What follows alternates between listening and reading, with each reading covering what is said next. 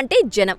కనీసం 50 ఇళ్లు లేకపోతే దాన్ని ఊరు అని అనరు. అయితే పట్టణీకరణ పెరిగిన క్రమంలో చాలా ఊర్లు ఖాళీ అయ్యాయి.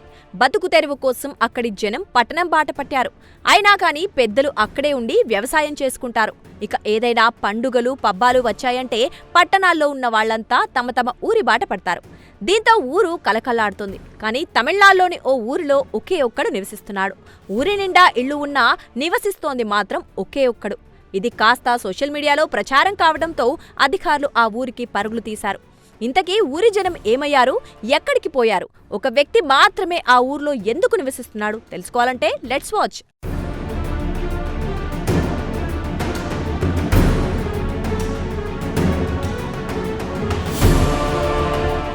పచ్చని పొలాలు, పాడి సంపద ఉన్నంతవరకే ఊరు. ఇవి ఉన్నంతవరకే ఊరి జనానికి బతుకు తెరువు.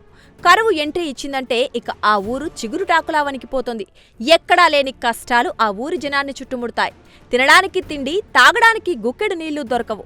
4 వేళ్లు నోటిలోకి వెళ్లడానికి నానా కష్టాలు పడాల్సి వస్తుంది. గంజినీళ్లు కూడా దొరకక ఆకలితో అలమటించిపోతారు ఊరి జనం. ఈ కష్టాలన్నీ పోవాలని ఆకాశానికేసి ఊరి జనం ఆశగా చూస్తూ కాలం గడుపుతారు. ఇక రోజురోజుకి కరువు మిగుల్చుతున్న కష్టాలను తట్టుకోలేక తట్టా బుట్టా సర్దుకొని ఊరి జనం పక్క గ్రామాలకు, పట్టణాలకు వలస వెళ్తారు. ఇక ఒక్క మాటలో చెప్పాలంటే కరువు ఒక్కటొస్తే చాలు ఆ ఊరి రూపురేఖలను పూర్తిగా మార్చేస్తుంది.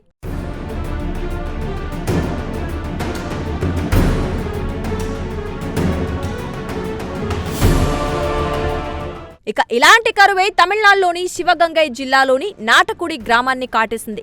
దీంతో ఊరు మొత్తం ఖాళీ అవ్వగా 4 దశాబ్దాల నుంచి ఆ ఊర్లో మిగిలిపోయింది మాత్రం ఒకే ఒక వ్యక్తి.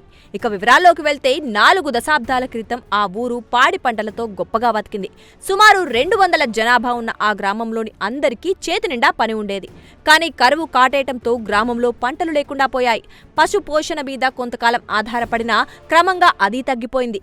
దీంతో గ్రామంలోని ప్రతి కుటుంబం అప్పుల్లో కూరుకుపోయింది.